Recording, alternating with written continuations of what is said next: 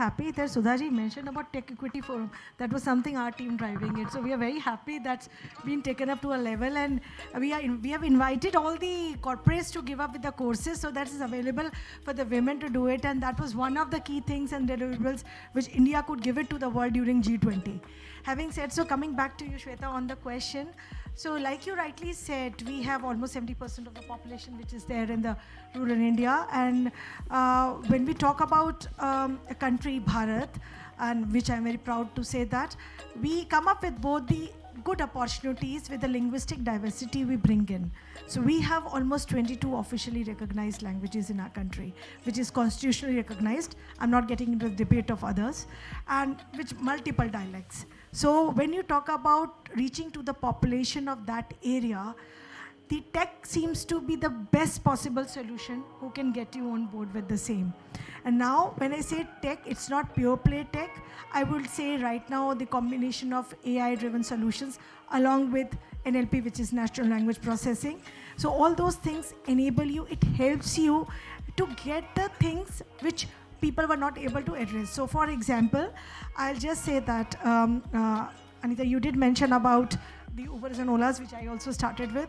I would say you all have in your smartphones the digital assistants, right? So you would have Siris, you would have Alexas, and you would have this voice-based assistance. How does that help?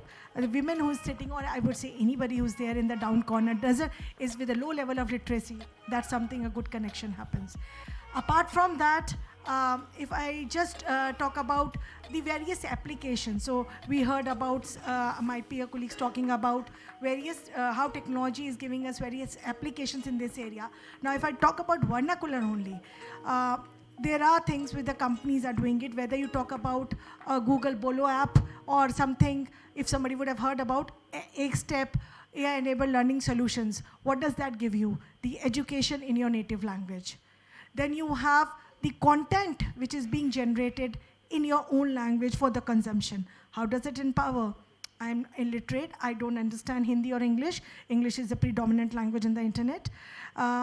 So if I'm getting something, say in Hindi, or say in that matter, say Marathi or Tamil, at least I can consume that information on the internet in my language. It could be government services, it could be any e-commerce applications, it could be anything which can help you.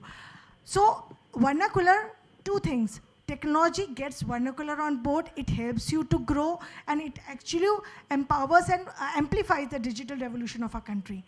More than that, Shweta, I'd also like to put attention that it gives you the opportunities for get a different skill force. Have we thought about that with now AI trained language models, what women can take benefit of it? You would need the translators, you would need the interpreters, you would need the linguistic researchers, and you would need the local content generators, the creators. And that can be easily done by the women with the liberty of being sitting at home, remote working, freelancing, all those things which go in our favor.